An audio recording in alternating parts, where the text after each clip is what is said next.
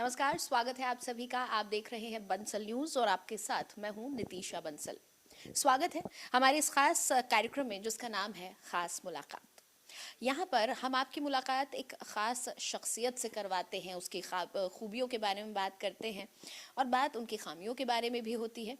आज ऐसी ही एक राजनीतिक पर्सनालिटी हमारे साथ है। स्वागत करना चाहूंगी गोपाल राय जी का, जो कि दिल्ली सरकार में पर्यावरण मंत्री भी रहे। कई सवाल भी इनके ऊपर उठे, कामकाज को लेकर उठे, और अगर व्यक्तिगत रूप से देखा जाए तो एक बहुत ही सुलझे हुए और बहुत ही शानदार व्यक्तित्व के मालिक मैं गोपाल राय जी को कहूंगी। बहुत बहुत स्वागत करना चाहूंगी बंसल न्यूज पर। शुक्रिया शुक्रिया। गोपाल राय जी 10 सालों तक, 11 सालों तक सत्ता में रहे, अब विपक्ष में है। कैसा लग रहा है? क्या ये जो बदलाव है पार्टी का, आपका खुद का, क्या महसूस होता है अब? देखिए, कोई भी व्यक्ति हो, कोई भी पार्टी हो, सत्ता पक्ष में वो बैठेगी या विपक्ष में, इसका फैसला जनता करती है। जनता ने आदेश दिया सत्ता पक्ष में बैठकर काम करने का, हमने जनता के लिए काम किया। जनता ने फैसला दिया है विपक्ष में बैठ कर के काम करवाने का, तो विपक्ष की भूमिका को आम आदमी पार्टी जिम्मेदारी के साथ और मजबूती के साथ निभाएगी। जैसे ही भाजपा सरकार में आई है, सत्ता में आई है, 27 साल लग गए वापसी में, लेकिन जैसे ही वापसी हुई है, आपको नहीं लग रहा कि आपके विभाग पे कुछ ज्यादा बात हो रही है? पर्यावरण पे, यमुना एक बड़ा संजीदा टॉपिक रहा था, यमुना की सफाई, वो झाग वाली यमुना जिसमें छठी मैया की पूजा करते थे, उसको लेकर तुरंत काम शुरू हो गया है। कहीं कमी रह गई थी? क्या हुआ था? देखिए, पहली बात तो ये है कि चूंकि सरकार नई नई बनी है, तो हम सरकार को समय देना चाहते हैं कि वो काम करे। बात करना एक अलग बात है और काम करना एकदम अलग बात है। अभी कुल मिलाकर के बात हो रही है, और बातों में भी अगर हम देखें तो जो वादे चुनाव के दौरान भारतीय जनता पार्टी ने दिल्ली के लोगों से किया था, उसमें सबसे पहला वादा था, और सभी नेताओं ने किया, सभी शीर्ष नेताओं ने भाजपा के किया, कि दिल्ली में सरकार बनने के बाद पहली जो हमारी कैबिनेट की बैठक होगी उसमें महिलाओं को 2500 रुपये देने का फैसला होगा, और 8 मार्च को महिलाओं के अकाउंट में पैसा चला जाएगा। ये वादा कोई एक अनजान व्यक्ति नहीं कर रहा था, ये वादा वो कर रहे थे जिनको सत्ता चलाने का अनुभव है। ये वादा वो लोग कर रहे थे जिनको 20-20 राज्यों में सरकार चल रही है। लेकिन हमने ये देखा कि जो पहला वादा था उस वादे को छोड़ करके सारी बातें हो रही। हमने अभी देखा सदन के अंदर कैबिनेट की बैठक हुई, कोई चर्चा नहीं हुई। सदन अभी चला, पूरे सदन में केजरीवाल केजरीवाल केजरीवाल केजरीवाल होता रहा। सदन खत्म हो गया, अभी भी भाजपा के नेता केजरीवाल केजरीवाल कर रहे हैं। हम चाहते हैं कि जो वादा, जिन जिन बिंदुओं पर हमें जो मौका था हमने काम किया है, भारतीय जनता पार्टी को मौका मिला है काम करने के लिए, काम करें। बातों से समाधान नहीं होगा, ग्राउंड पे उतरिए, प्लान बनाइए, काम करिए। जितना हमने काम किया, हमने एक बेंचमार्क सेट किया है, उससे आगे का काम करिए। हम स्वागत करेंगे, हम सकारात्मक रूप से सहयोग करेंगे। लेकिन बीजेपी तो कह रही है काम ही नहीं हुआ, सिर्फ भ्रष्टाचार हुआ। यहाँ तक कि बीजेपी के जो फिलहाल दिल्ली सरकार के मंत्री हैं, उनका ये कहना है, कल स्वास्थ्य मंत्री ने ये कहा कि भ्रष्टाचार पार्ट ए का खुलासा हुआ है, भ्रष्टाचार पार्ट बी का खुलासा होना तो अभी बाकी, और एक एक करके होगा। वो कह रहे हैं कि रेवेन्यू कुछ नहीं आया है, पूरा राजकोष खाली है। ये भी बहाने मार रही है बीजेपी, उसे पता है कुछ करना नहीं है। दिल्ली के अंदर पर्यावरण की हम बात करते हैं। दिल्ली में जब हमारी सरकार बनी, उसके बाद 2016 का आंकड़ा है, दिल्ली में 365 में से 109 दिन थे जो अच्छे होते थे, बाकी पोल्यूशन था। हमने काम किया। दिल्ली के अंदर 20% ग्रीन बेल्ट था, हमने 23% किया, ऑन रिकॉर्ड है। काम किया तभी 23% बढ़ा है। दिल्ली के अंदर 24 घंटे हमने बिजली दी, जनरेटर का धुआं खत्म किया, काम किया तभी हुआ है। दिल्ली के अंदर 100% जो पोल्यूटेड इंडस्ट्री थी हमने चेंज कर दिया, किसी राज्य में नहीं हुआ है। दिल्ली पहला राज्य है जहां 2000 इलेक्ट्रिक बसें सड़क पर लाए। उसका परिणाम क्या हुआ? उसका परिणाम क्या हुआ? 109 से हमने पिछले साल 209 तक पहुंचाया। भाजपा के सामने क्या चुनौती है? 209 को 309 दिन में पहुंचाए। इसके लिए कार्य योजना बनाए, काम करे, स्वागत है। आपने तो चैलेंज भी किया है कि 309 दिन साफ हवा दे के दिखाए। अरे क्योंकि भाई हम तो अकेले लड़ के काम कर रहे थे, अब तो ट्रिपल इंजन है उनकी। चारों तरफ केंद्र में उनकी सरकार है, एलजी साहब उनके हैं, दिल्ली में सरकार है, हरियाणा में है, मध्य प्रदेश में है, उत्तर प्रदेश में है, राजस्थान में, सारी सरकार उनकी है। हमने तो 109 से 209 दिन किया है, अब वो करें 309 दिन। हम चाहते हैं, हम यही चाहते हैं। अच्छा, जब आम आदमी पार्टी की सरकार हुआ करती थी तो एक लड़ाई सर्दियों की शुरुआत होते ही शुरू हो जाती थी कि हरियाणा में पराली जलाई जा रही है, इस वजह से दिल्ली में पोल्यूशन हो रहा है, दिल्ली में के लोगों को गैस चेंबर में जीना पड़ रहा है। यमुना की सफाई को लेकर आपने कहा आपने काम किया, लेकिन केंद्र सरकार की तरफ से सहयोग नहीं मिलता। कई बार ये भी कहा गया कि बजट पर्याप्त नहीं दिया जाता, हमारे कागजों को अटका दिया जाता है। इस तरह के कई खींचतान हमने देखी लगी रहती थी। आपको लग रहा है कि अब वो खींचतान नहीं होगी, अब ये चीजें स्मूथ हो जाएंगी, या उस वक्त ये बहाने थे? देखिए, मैं कह रहा हूँ कि आज कहना जल्दबाजी होगा। हमने तो केंद्र में उनकी सरकार थी, एलजी उनके थे, उत्तर प्रदेश में भाजपा थी, राजस्थान में भाजपा थी, मध्य प्रदेश भाजपा थी, हरियाणा भाजपा थी। इतने विपरीत परिस्थितियों में हमने काम किया है। हम तो यही कह रहे हैं कि अब सब कुछ आपका है। अब हरियाणा में पराली नहीं जलाई जाएगी। वो तो बीजेपी बताएगी कि कैसे करेंगे, दिल्ली में कैसे करेंगे। मैं तो इतना केवल चाह रहा हूँ कि भाई 209 दिन अगर हमने पहुंचाया है इतनी विपरीत परिस्थितियों में, अब सब कुछ आपका है, अब तो सब कुछ उन्हीं का है, तो 309 दिन पहुंचाइए, हम तो इतना ही चाह रहे हैं। अच्छा, गोपाल राय साहब, एक ये जो सरकारों के बीच की खींचतान होती है ना, इसमें दिल्ली वालों का नुकसान होता है, इसमें दिल्ली वासियों का नुकसान होता है। क्योंकि होता क्या है कि दिल्ली में एक तो यूनियन टेरिटरी, ऊपर से सेंट्रल कैपिटल, देश की राजधानी है। दिल्ली पुलिस अगर केंद्र की है तो एमसीडी जो है राज्य सरकार के अंतर्गत आती है। अब क्योंकि आप ये कहते हैं कि खींचतान होती है, विधायक अगर किसी क्षेत्र का भाजपा का है और वहां पर पार्षद अगर आम आदमी पार्टी का है, क्योंकि एमसीडी आपके पास है, अब कैसे काम होगा? क्या लोगों को दिक्कत नहीं होगी? क्या पार्षद को काम करने में समस्या नहीं आएगी?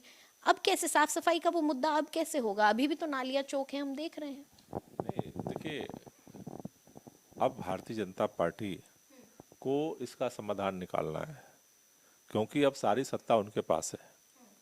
तो अगर वो सहयोग करेंगे तो पहले भी भाजपा, भाई सुप्रीम कोर्ट में ये मैटर गया, सुप्रीम कोर्ट के संविधान पीठ ने क्या फैसला दिया? 5 सदस्यीय संविधान पीठ ने फैसला दिया कि दिल्ली में चुनी हुई सरकार को अपना अधिकार होना चाहिए, जमीन, पुलिस और पब्लिक ऑर्डर को छोड़ करके। लेकिन उसको ऑर्डिनेंस लाके क्यों बदला गया? वो केंद्र सरकार के पास ताकत है, उन्होंने बदल दिया। तो जो ये दिक्कत पैदा हुई थी, हमें उम्मीद है कि भाजपा अब तो कम से कम उनकी सरकार बन गई, उसका समाधान निकालेगी। अच्छा, भ्रष्टाचार पार्ट बी पर आप क्या कहेंगे? जैसे ही सरकार बदली है, सीएजी की रिपोर्ट सामने आई, बड़े बड़े दावे किए जा रहे हैं। उसमें कहा जा रहा है कि पार्किंग का जो रेवेन्यू था, जो राजस्व था, उसका 5-6 सालों में क्या किया गया किसी को कुछ नहीं पता। वो रेवेन्यू गायब हो गया है, वो पैसा है ही नहीं राजकोष में। कहा जा रहा है कि साफ सफाई के लिए कुछ नहीं किया गया, दवाओं की गुणवत्ता ठीक नहीं थी अस्पतालों में। और अस्पतालों को लेकर आम आदमी पार्टी की सरकार लगातार दावा करती आई है कि दिल्ली में सभी के लिए मुफ्त इलाज है। यहाँ तक कि केजरीवाल साहब का एक बयान भी बहुत वायरल हुआ था, जिसे तोड़ मरोड़ के भी पेश किया गया था, ये भी मैं कहूंगी। लेकिन उन्होंने कहा था कि लोग 5-5 लाख का इलाज मुफ्त करवा के ले जा रहे हैं। अब उसी पर सवाल उठ रहे हैं। कहा जा रहा है दवाइयों की गुणवत्ता ठीक नहीं थी, आयुष्मान योजना लागू नहीं आप करने दे रहे हैं। अब तो लागू कर लें, अब क्या दिक्कत है? पहली बात आप समझो, ये जो सवाल उठ रहा है, बीजेपी सत्ता में तो आ गई, लेकिन अभी भी उसकी मानसिकता विपक्ष की है। अभी भी वो काम करने का प्लान नहीं है उनका कुछ। अभी भी, पहले भी केजरीवाल केजरीवाल, पूरा सदन चला केजरीवाल केजरीवाल, सदन खत्म हो गया तब भी केजरीवाल केजरीवाल। क्यों हो रहा है भाई? अगर आप सीएजी की रिपोर्ट टेबल पे लानी थी, सारी रिपोर्ट टेबल पे क्यों नहीं आई? एक एक रिपोर्ट आएगी, किस लिए? क्योंकि जब भी सदन बैठेगा केजरीवाल को गाली देना है। अच्छा, अभी जो रिपोर्ट सामने आई है, जो तथ्य उसमें है, जो फिगर्स पेश किए जा रहे हैं, कितनी हकीकत है आपके हिसाब से उनमें? अभी या उस पर भी सवाल खड़ा कर रहे हैं आप? अभी सीएजी की रिपोर्ट आई है स्वास्थ्य सेवाओं को लेकर के। सीएजी की रिपोर्ट को पढ़ेंगे आप। सीएजी की रिपोर्ट का 3 हिस्सा है। पहला हिस्सा है जिसमें सीएजी की रिपोर्ट में लिखा हुआ है कि पूरे एनसीआर में सबसे ज़्यादा अगर स्वास्थ्य सेवाओं का बेहतर प्रबंधन है, सबसे ज़्यादा अगर इंडेक्स बेहतर है, वो दिल्ली का है। उसी सीएजी रिपोर्ट में लिखा हुआ है। शुरू के पन्ने, अब बीजेपी के लोग शुरू के पन्ने नहीं पढ़ते, वो आधे बीच से पढ़ते हैं। क्यों पढ़ते हैं? शुरू के पन्नों में क्या लिखा है पढ़ो। सारा सारा डाटा दिया है सीएजी ने कि कैसे दिल्ली की स्वास्थ्य सेवाएं पूरे एनसीआर में नंबर 1 है। दूसरा हिस्सा है उसमें कि इस विभाग में भर्ती नहीं हुई, उस विभाग में भर्ती नहीं हुई, उस विभाग में वैकेंसी पड़ी हुई है। किसको भर्ती करने की जिम्मेदारी? हमारी तो नहीं है। दिल्ली की सरकार के पास तो अधिकार नहीं है भर्ती करने का। सुप्रीम कोर्ट के फैसले के बाद भी कानून बना करके एलजी को भर्ती करने का अधिकार दिया गया। तो एलजी साहब बताएंगे ना क्यों नहीं भर्ती किया, भाजपा बताएगी ना कि क्यों नहीं भर्ती किया। तीसरा हिस्सा उसमें है कि कौन कौन काम 2022 तक हुए थे और उस 22 के बाद क्या स्थिति है, वो उसमें रिपोर्ट में है। 22 के बाद क्या क्या काम हुआ, हमारे पास रिपोर्ट है, सरकार के पास सारी रिपोर्ट है कि कितने हॉस्पिटल में कितना प्रोग्रेस का काम हुआ है। तो सीएजी की रिपोर्ट जो बता रही है, सीएजी की रिपोर्ट तो जो बता रही है वो साफ साफ बता रही है कि दिल्ली में स्वास्थ्य सेवाएं अभी भी पूरे एनसीआर के अंदर नंबर 1 है।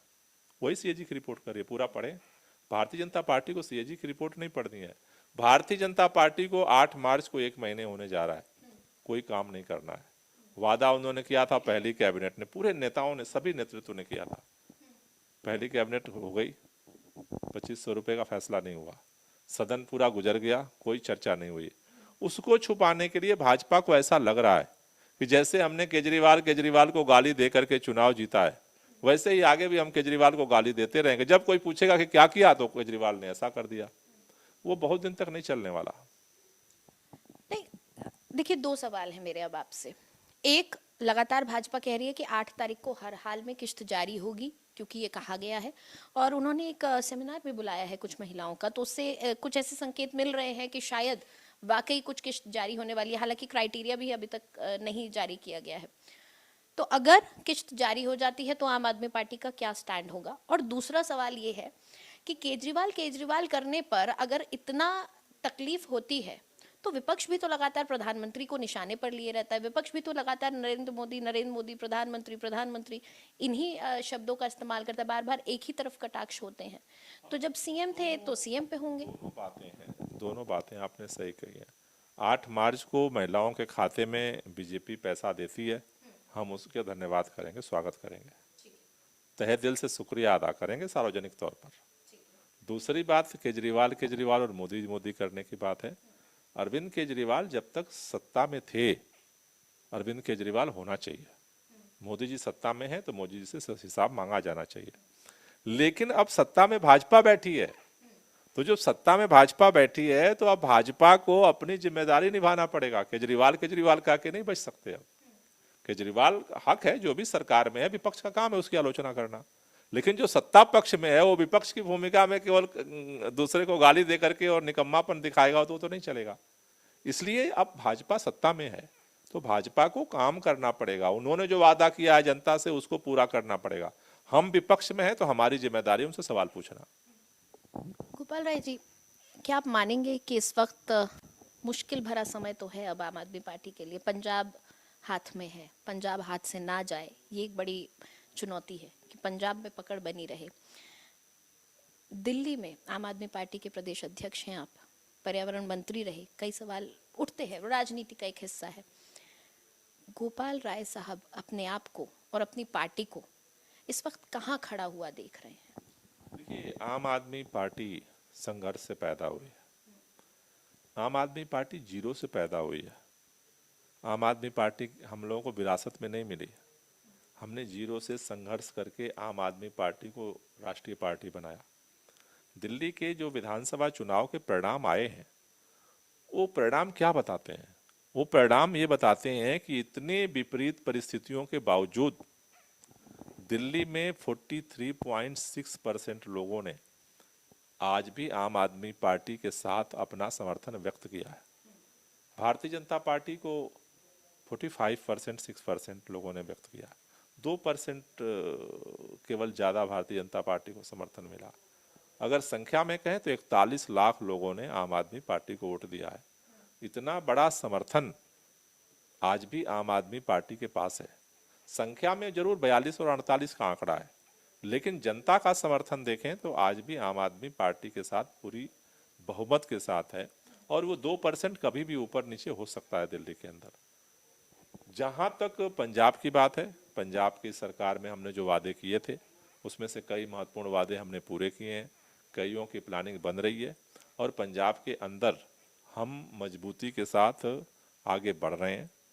पूरे देश के अंदर लोगों में जो संगठन का हमारा विस्तार है, उस काम के लिए हम अपनी कार्ययोजना बना रहे हैं।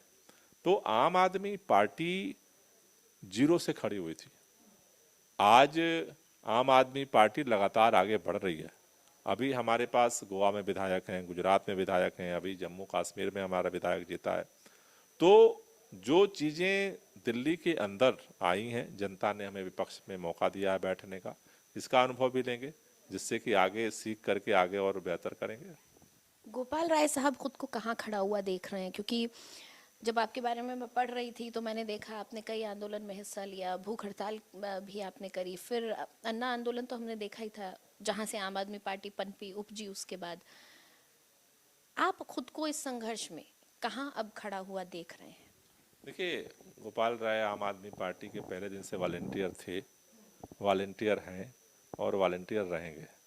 तो वॉलेंटियर का जो काम होता है वो हम कल भी कर रहे थे, आज भी कर रहे हैं और कल भी करेंगे।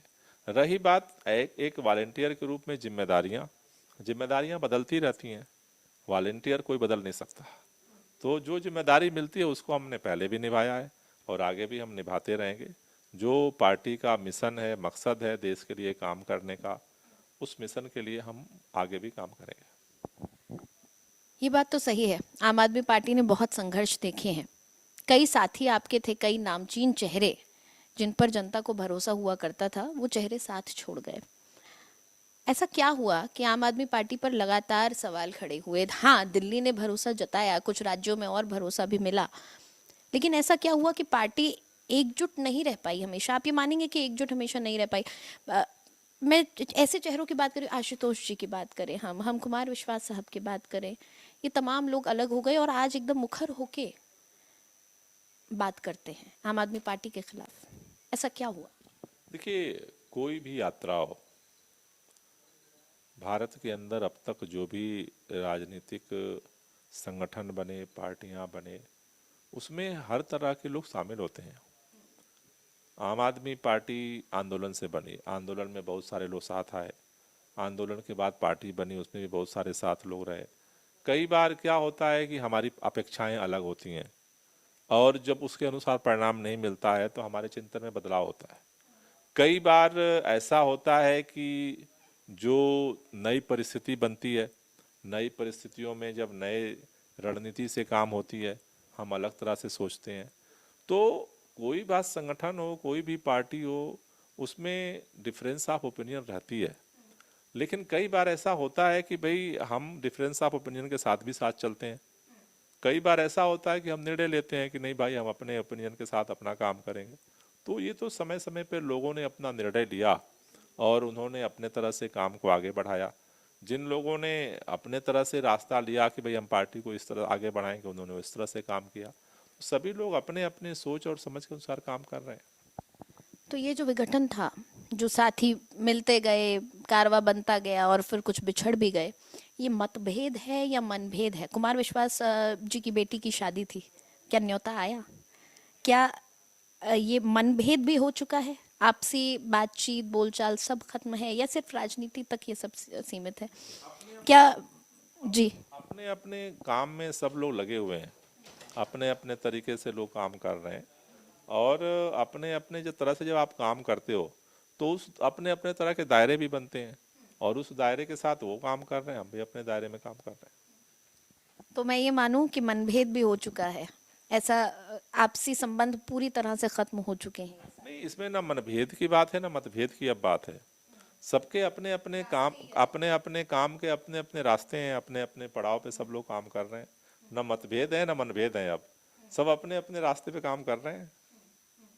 यानी रास्ते ही अलग हो चुके हैं अब, जिस गली जाना नहीं उस गली देखना क्यों, ऐसा ही कुछ। उसमें देखने ओखने की भी बात नहीं है, सब अपने काम में लगे हुए हैं, सबकी व्यस्तताएं हैं, सब अपने काम में लगे हैं और सब अपने काम में अच्छा काम करें, ऐसा हम चाहते हैं। गोपाल राय जी, शुरू से ही आप कई आंदोलनों का हिस्सा रहा, तो आखिर उस स्टूडेंट का कैसे ये मन हुआ कि आंदोलन का किसी हिस्सा होना चाहिए? और अगर आप साझा करना चाहें, वो घटना क्या थी जब आपको इंजरी हुई थी, गोली चली थी, वो घटना क्या थी जिसकी वजह से लंबे समय तक आपका इलाज करना पड़ा? वो गोली कांड जो था उसके बारे में बताएंगे? देखिए, हम इलाहाबाद विश्वविद्यालय में ग्रेजुएशन कर रहे थे। पहले तो मैं इंटरमीडिएट में पूर्वांचल में मेरा जन्म हुआ, पहले आजमगढ़ जिला होता था, फिर अलग होकर के मऊ बन गया, तो वहाँ मैं पैदा हुआ। उस ग्रेजुएशन करने के लिए मैं इलाहाबाद यूनिवर्सिटी गया था। तो पहले तो मैं मैथ से मैंने इंटरमीडिएट की थी, उसके बाद ग्रेजुएशन मैंने वहाँ किया, वहाँ मैं तैयारी कर रहा था सिविल सर्विसेज की। उसी दौरान देश में काफ़ी बड़ा हलचल हुआ। उस समय आरक्षण को लेकर के और मंडल और कमंडल को लेकर के काफ़ी हलचल थी। उस समय मेरा मन विचलित हुआ था और मैंने समाज के लिए, देश के लिए काम करने की सोची थी। और उसके बाद से मैं छात्र आंदोलनों में शिरकत करने लगा। ग्रेजुएशन के बाद मैंने पोस्ट ग्रेजुएशन लखनऊ विश्वविद्यालय से किया। लखनऊ विश्वविद्यालय में हम लोगों ने, वहाँ छात्रों का आंदोलन चला और आंदोलन ने काफ़ी व्यापक रूप लिया। वो जो आंदोलन था विश्वविद्यालय में अपराधीकरण के खिलाफ था। हम लोग अनशन पे बैठे थे, करीब 14 ऐसे लोग थे जिनको निष्कासित किया गया विश्वविद्यालय से। आंदोलन तो हम लोग जीते, लेकिन बाद में मेरे ऊपर हमला हुआ और जिसमें एक गोली हमारे गर्दन में आकर के फंसी और उससे पूरा गर्दन के नीचे का हिस्सा हमारा पैरालाइज हो गया, डेड हो गया था। लंबा 4-5 साल तक मैं हॉस्पिटलों में ज़िंदगी काटा। उसके बाद फिर धीरे धीरे सुधार हुआ और फिर हमने अपने आंदोलन की गति को दोबारा शुरू किया। यानी वो आंदोलनकारी पहले से ही मन में था और वो धीरे धीरे एक राजनेता का रूप लेता चला गया। निश्चित रूप से, मतलब वो तो छात्र आंदोलन से ही हमने शुरुआत की थी और छात्र आंदोलन के बाद जो है, गोली लगने के बाद करीब 4-5 साल तक मैं इलाज होता रहा, मेरा बिस्तर पर मैं था। उसके बाद जब हुआ तो फिर मैंने अपने आंदोलन की जो गति थी उसको दोबारा हमने शुरू किया। आम आदमी पार्टी का जो आंदोलन है जनता के बीच रहने का, वो अब किस दिशा में बढ़ रहा है? क्या रोड मैप लेकर आप चल रहे हैं? क्योंकि अब बिहार इलेक्शंस भी आ रहे हैं, राष्ट्रीय स्तर पे आप कांग्रेस के साथ होते हैं, राज्यों के स्तर पे आप एक दूसरे पर उंगलियां उठा रहे होते हैं, छीटाकशी चल रही होती है। किस दिशा में बढ़ रही है आम आदमी पार्टी अब? देखिए, आम आदमी पार्टी अपने विचारधारा, अपने सोच, अपने काम के आधार पर देश भर में काम करती है और उसी आधार पर हमने दिल्ली में काम किया, सरकार बनी, पंजाब में किया, वहाँ सरकार बनी, गोवा में हमारे विधायक जीते, गुजरात में जीते, आम आदमी पार्टी राष्ट्रीय पार्टी का दर्जा हासिल की। अभी जम्मू कश्मीर में हमारे विधायक जीते, कई जगह हमारे काउंसलर जीते हैं, मेयर जीते। तो एक मिशन के साथ हम अपना काम कर रहे हैं। लेकिन जब लोकसभा का चुनाव था और लोकसभा के चुनाव में तानाशाही, संविधान पर हमले, लोकतंत्र पर हमले की गतिविधियां बढ़ी, उस समय हर भारतीय की एक जिम्मेदारी थी कि उसको कंट्रोल करे और उस विचारधारा के आधार पर आम आदमी पार्टी अकेले उसका चुनौती नहीं दे सकती थी असल में। इसलिए जो भी इस तरह के लोग थे जो इस लोकतंत्र को बचाने के लिए, संविधान को बचाने के लिए काम कर रहे थे, इस एजेंडे पर अलग अलग डिफरेंसेज होने के बाद भी संविधान और देश को बचाने के लिए, लोकतंत्र को बचाने के लिए आम आदमी पार्टी इंडिया गठबंधन में शामिल हुई और उस मिशन के लिए हमने काम किया। देश की जहाँ तक स्थिति है, जब तक हमारी स्थिति इतनी नहीं है कि हम अकेले उसका मुकाबला करें, हमने वो निर्णय लिया।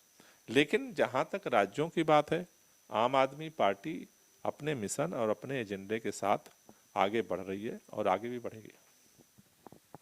गोपाल राय जी, आपसे आपकी जो छवि अब तक है, कोई भी विवादास्पद बात कहने से बचते हैं, कभी भी कोई विवादित बयान नहीं दिया। अमूमन ये होता था कि जैसे ही सर्दियों का मौसम आता था, वैसे ही गोपाल राय साहब तब मीडिया में नजर आने लगते थे, क्योंकि बात होती थी प्रदूषण की, बात होती थी यमुना की, पर्यावरण की। ये जो शांत स्वभाव है, ये अमूमन राजनेताओं का होता नहीं है। छीटाकशी तो राजनीति का एक हिस्सा बन गया है आज। आप इस राजनीति के इस पहलू से कैसे अभी तक अछूते हैं? नहीं, हम कि हर व्यक्ति की अपनी कार्यशैली है। हम पार्टी संगठन का काम करते हैं। मुख्य तौर पर संगठनात्मक काम जो है वो शांत रह करके ही होता है। उस पर हमारा फोकस होता है। जहाँ जरूरी होता है और पार्टी के लिए आवश्यक हो जाता है, वहाँ हम अपनी बात रखते हैं, और नहीं तो हम संगठन में फोकस अपना काम उधर रखते हैं। अच्छा, कांग्रेस के लिए क्या कहेंगे आप? क्योंकि दिल्ली इलेक्शंस के बाद मायावती जी ने ये कहा कि कांग्रेस ने दिल्ली इलेक्शंस में बीजेपी की बी पार्टी की तरह काम किया, और कांग्रेस लगातार ये कहती है कि आम आदमी पार्टी ने दिल्ली में भ्रष्टाचार किया, दिल्ली में काम नहीं किया, इसलिए हम आम आदमी पार्टी के खिलाफ खड़े हैं। कांग्रेस का ये भी कहना है कि बीजेपी और आम आदमी पार्टी के बीच पोलराइजेशन हुआ, वोटों का ध्रुवीकरण हुआ, इस कारण कांग्रेस को सीटें कम मिली, वोट परसेंटेज तो बढ़ा ही। किस चीज में सच्चाई है? आम आदमी पार्टी और कांग्रेस के संबंधों की हकीकत क्या है? क्या कांग्रेस बी पार्टी थी बीजेपी की दिल्ली इलेक्शंस में, या आम आदमी और पार्टी के काम में, सरकार के काम में कमी थी, इसलिए कांग्रेस खिलाफ खड़ी थी? क्या हुआ था? देखिए, दिल्ली के चुनाव की अगर हम बात करें, चुनाव परिणाम आने से पहले भी ये साफ दिख रहा था और चुनाव परिणाम के बाद भी ये साफ दिख रहा है कि दिल्ली विधानसभा चुनाव में कांग्रेस पार्टी किसी महत्वपूर्ण भूमिका में नहीं थी। दिल्ली के अंदर सीधे चुनाव आम आदमी पार्टी और भारतीय जनता पार्टी के बीच में हो रहा था, और चुनाव के परिणाम भी यही बता रहे हैं। जहाँ तक कांग्रेस पार्टी की बात है, कुछ जगहों पर, कुछ सीटों पर कांग्रेस पार्टी ने जो नकारात्मक कैंपेन किया उसका असर हुआ है। लेकिन मुख्य तौर पर अगर आप देखें तो इस बार का विधानसभा चुनाव एक चुनाव नहीं हो रहा था। इस बार का विधानसभा चुनाव आम आदमी पार्टी एक तरफ थी, दूसरी तरफ जिस तरह से पूरा प्रशासन, जिस तरह से पैसा, जिस तरह से सारे हदें विधानसभा चुनाव में तोड़ी गई, और चुनाव आयोग चुपचाप मौन बन करके उसे मूक दर्शक बना रहा। तो बहुत सारी चीज़ें घटित हुई हैं इस चुनाव में, हाँ, जो सामान्य चुनाव से अलग थी। लेकिन मैं दिल्ली के लोगों को फिर भी शुक्रिया अदा करना चाहता हूँ। इतना दबाव, इतना प्रभाव, इतने सारे षड्यंत्रों के बाद अगर बीजेपी को केवल 2% वोट मिला है, तो ये दिल्ली के लोगों ने हमें संदेश दिया है कि हमें इससे सबक लेना चाहिए। दिल्ली के लोगों ने ये भी संदेश दिया है कि जो कमियां हैं ठीक करो, हम तुम्हारे साथ हैं। आने वाले चुनावों के लिए कोई खास जिम्मेदारी गोपाल राय जी संभालने वाले हैं? नहीं, खास नहीं, हम तो वॉलेंटियर हैं, हम जिम्मेदारी संभालते हैं और ऐसे ही आगे संभालते रहेंगे। बहुत बहुत शुक्रिया गोपाल राय जी, बंसल न्यूज से बात करने के लिए। तो ये थे गोपाल राय जी, जो कि पूर्व सरकार में पर्यावरण मंत्री रहे। यमुना को लेकर बात हुई, दिल्ली को गैस चेंबर बना देने की बात हुई। अब बड़ा सवाल ये बनता है कि नई सरकार के बनने के बाद और आम आदमी पार्टी के विपक्ष में बैठने के बाद क्या ये सवाल फिर खड़े होंगे? क्या आम आदमी पार्टी भी उतना ही मजबूत विपक्ष बन पाएगी? और गोपाल राय जो अब तक हर सर्दी मीडिया के सवालों से जूझते थे, क्या अब वो सरकार से सवाल पूछेंगे? ये तमाम सवालों का जवाब आने वाले समय में मिलेगा। फिलहाल खास मुलाकात के इस एपिसोड में इतना ही। फिर मिलेंगे एक और खास शख्सियत के साथ। नमस्कार।